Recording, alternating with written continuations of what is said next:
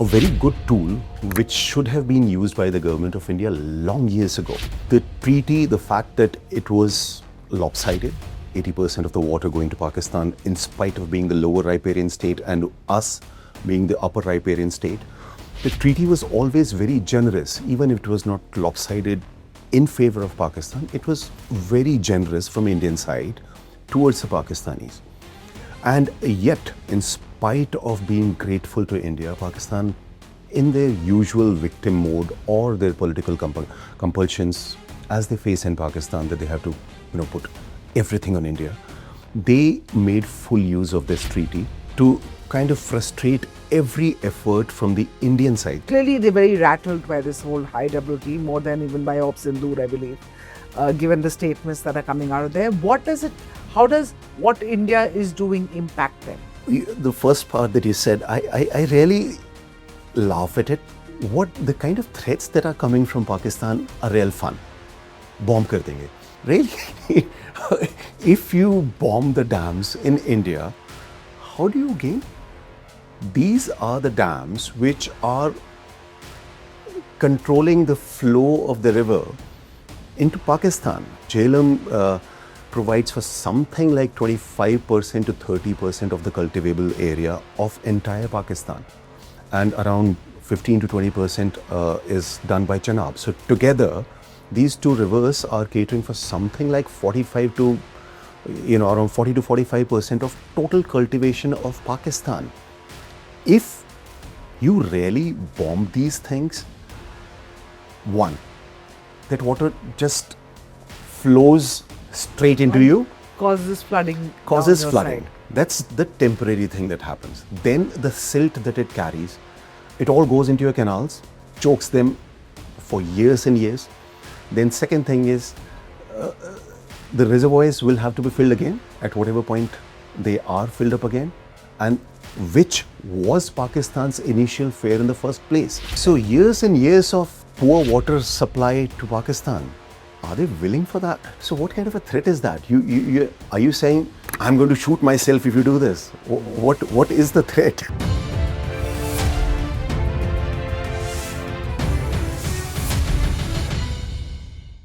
After the Pahalgam attack, we had Operation Sindoor. We were very clear that the Indus Waters Treaty, we put in abeyance and we said, no way, there's nothing happening. India is now saying that IWT in its present form cannot continue. Yes. What does it mean strategically and perhaps legally for Pakistan? See, a very good tool which should have been used by the government of India long years ago. The treaty, the fact that it was lopsided, 80% of the water going to Pakistan in spite of being the lower riparian state and us being the upper riparian state, the treaty was always very generous, even if it was not lopsided in favor of Pakistan. It was very generous from Indian side towards the Pakistanis. And yet, in spite of being grateful to India, Pakistan, in their usual victim mode or their political compulsions, as they face in Pakistan, that they have to, put everything on India, they made full use of this treaty to kind of frustrate every effort from the Indian side. See, populations of both sides have gone up. Pakistan from 50 million has gone to 250 million. They also have a larger water need. So do we. We will eventually try to utilize this water in a better manner. Sure.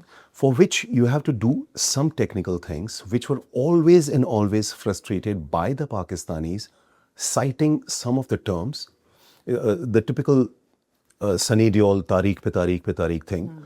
So they were always hiding behind this legal instruments and trying to thwart everything that India tried to do of utilizing its own water, which was provided in the treaty in a good way.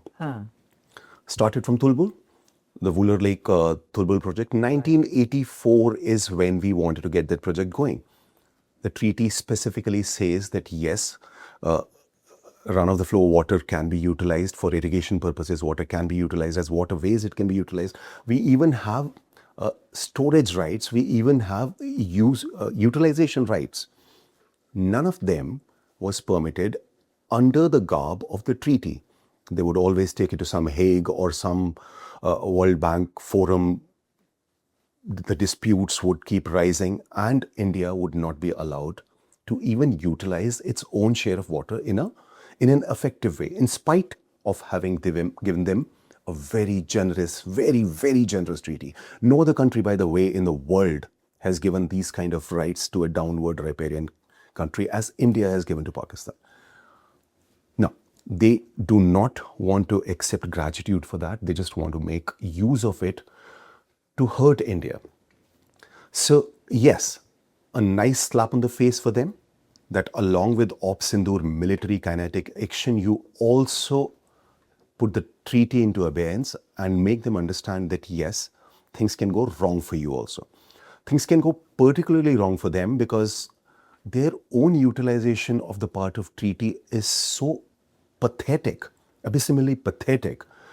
You know, a country which received 80% of waters of the Indus Water Treaty is not able to utilize it. Can you imagine? With 20% of water, we've been able to keep our states fine. We also have a Punjab in our side. Our Rajasthan has been turned into green with 20% of water. And you have 80% and you're still crying for water. That's because they've not built the tools necessary to utilize that water. There's inefficient irrigation, there is... Exactly. Yeah. So the point. So when you know that the fault points lie more on your side, it is your inefficiencies. It is your refusal to put money into turn every time into development of any sort. Yes. See, desilting. So there are four important parts about this whole water thing. One is the storage capacities. Whenever you're making dams, you're wanting to store water so that you can use that water in the times that you need, and store it when you have it in excess, which is the monsoons. The second part is the hydroelectric power that you're able to create out of it. Then you also have the usage for the agriculture, the cultivation purposes and everything. So if you look at all these 3-4 things together, that is what makes the IWT a working solution if used in an efficient manner. And the fourth important part was the desilting part, because these are Himalayan rivers. Himalayan rivers carry a lot of silt along with it. That silt settles. So if you have the dam this way and this side is a reservoir, for example, Salal Dam, within 1.5 years, the entire capacity of storage was filled with sediments, the silt that was being carried by the river. And the storage, as the silt kept rising, your storage shrank. It just disappeared. It did not shrink. And the treaty, in its beauty, because of Pakistan's fears or its forever victim mode, the treaty says that you cannot do downward silting. In all other countries in this world, the dams are silted from bottom because that's the easiest way to do. But Pakistan says, no, if I let you silt the river from the bottom, then you will be able to manipulate the flow of the water and how you, which is true to a great extent, which is true.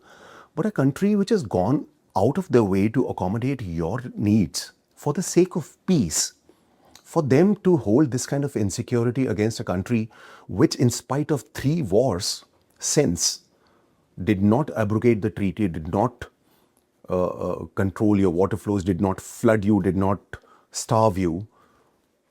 Somewhere you have to build the trust to understand that, efficient utilization of resources is more at the heart of Indian thinking, unlike you, because they are forever insecure. They're forever a victim.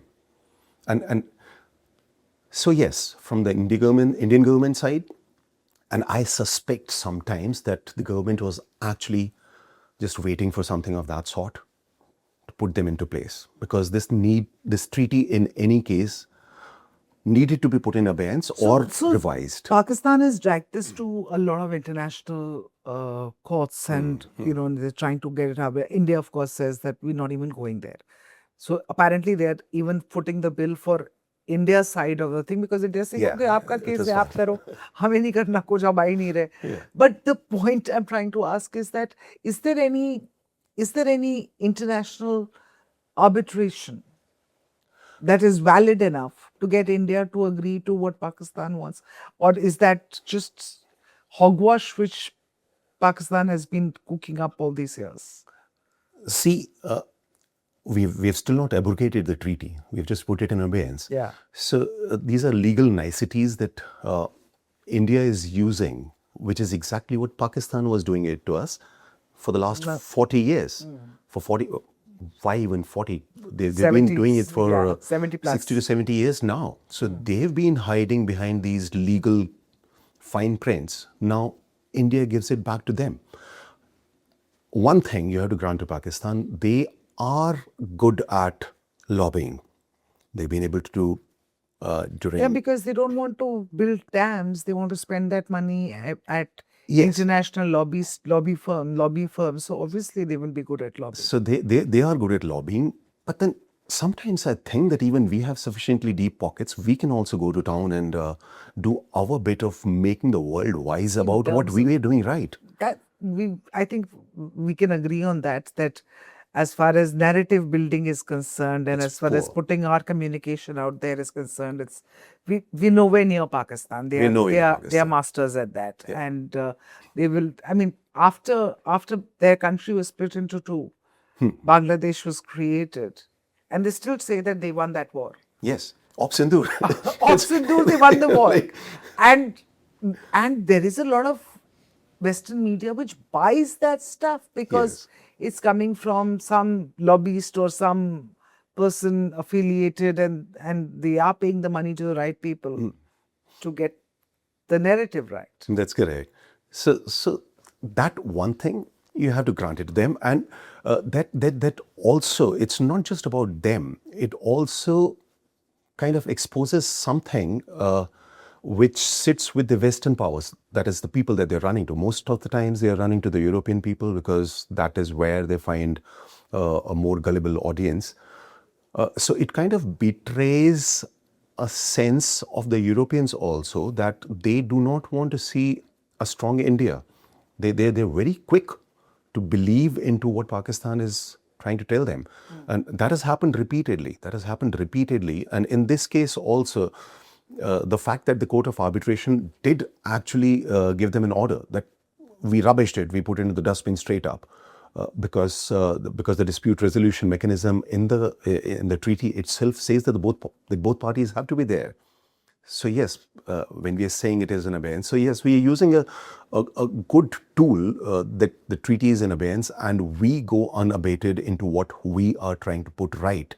We are not going to wait like the Tulbul project 1984, and now is the time when you start actually doing something about it. And what were we asking for? We were asking for nothing. We were just asking for a use for cultivation in J&K. Not just the foreign audience, even Indian audience. We have to tell the Kashmiri people, look at the duplicity of Pakistan. If this water is used for agriculture, for cultivation in Jammu and Kashmir, it's the Kashmiris who will it's the Kashmiris who gain. If we put hydel projects there, one, you get employment, second, you get power. So who gains? People who gain are the Kashmiris. I think we are failing in that communication also. So we are failing in that communication as well.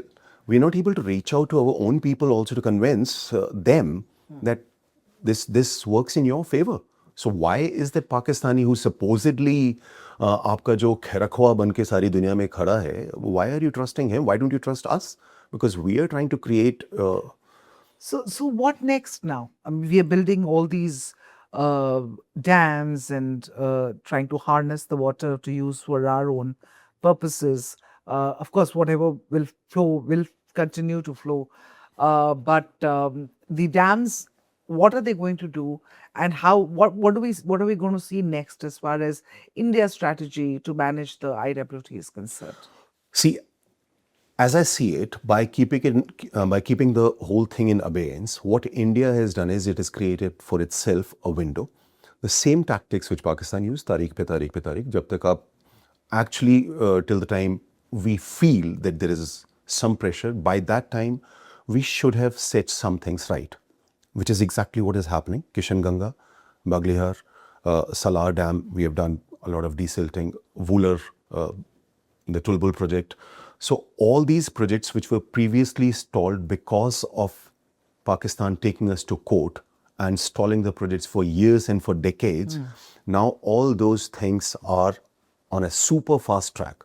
The kind of work that is taking place in all these areas is phenomenal. So one, Indian government, and the interesting thing is that we are still within the treaty. Less the paperwork, less the legal hurdles that Pakistan has been creating for us. The pondage that we are trying to create, the reservoirs, the size of the reservoirs, the storage that we want to create within that is within the permissible. 1.5 billion cubic meters or whatever the terms are for that is what is permissible to us. Right now, the utilization is around 600 to 700 million. Even after doing all that we are doing currently, that still goes up to say 1.1. We are still short of that. The river water that we are permitted to use from the western rivers, that is your Indus, Jhelum and Chenab, that usage, we are way short of it even now. So if we are permitted to use the western rivers also for the purposes of our cultivation, for the purposes of storage, for the purposes of hydel powers, all that is permitted to us. So even now, all the projects which are being, the things that we are doing are within the framework of the treaty. So basically, we're taking a leaf out of their own book and saying that, okay, Yes. you did it for years, you played legal games with us, now we're just playing it back with you. Now we are making use of stay. अब we have given a stay to ourselves that since we have called it abeyance, so right now it's in stay. We give a damn about what you shout to As the whole long world. as we stay within as long the as, parameters. yes. So we are on a fast track to put things in order for ourselves. So Pakistan, every from the water minister to the defense minister to Asim Munir to Shehbaz Sharif, everybody is of course talked about the IWT. अगर India ने नहीं माना तो हम ये कर देंगे वो कर देंगे. If India does not, we will do this, we will do that. What can Pakistan really clearly they're very rattled by this whole IWT more than even by Op Sindoor, I believe, given the statements that are coming out of there. How does what India is doing impact them? See, the first part that you said, I really laugh at it. What the kind of threats that are coming from Pakistan are real fun. Bomb kar denge. Really? If you bomb the dams in India, how do you gain? These are the dams which are controlling the flow of the river into Pakistan. If you look at Jhelum, the barrages that we have on Jhelum, the dams which are there, and then on Chenab, Jhelum provides for something like 25% to 30% of the cultivable area of entire Pakistan. And around 15 to 20% is done by Chenab. So together, these two rivers are catering for something like 45 to, around 40 to 45% of total cultivation of Pakistan.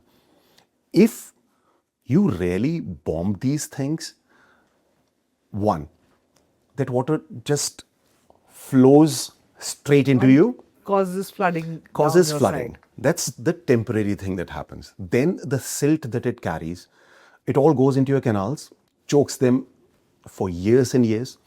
Then second thing is the reservoirs will have to be filled again at whatever point they are filled up again, and which was Pakistan's initial fare in the first place.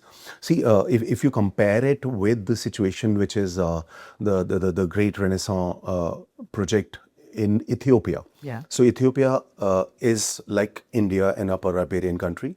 Egypt was the beneficiary. Egypt grew prosperous because of the Nile water, this thing.